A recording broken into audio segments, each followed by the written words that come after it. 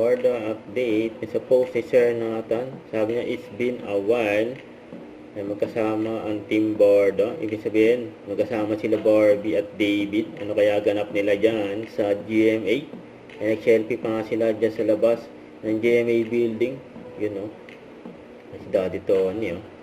At spotted pa nga si David. Ay may nagpa-picture sa kanya. Sabi, nakita ko si David Licaco while working. Ay spotted dyan sa Rockwell. Ay yung picture niya. Yan, with pants. Ito naman may nagpa-picture din kay Barbie. Nag-marathon siya. Masayang maging kapuso kasi walang pressure na abot mo yung mga pangarap mo na magkakaibigan kayong lahat. Sabay-sabay kayong umaangat. Lahat kayo nagmamahal. Banda maging masayang maging kapuso. We're all friends here. Diba? This is family.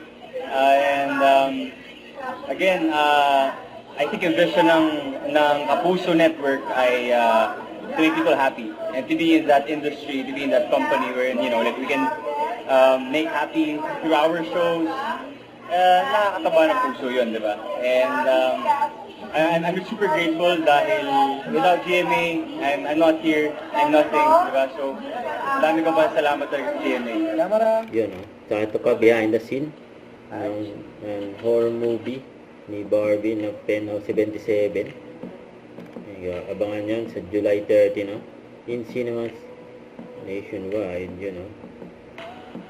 Grabe si Barbie dyan, eh.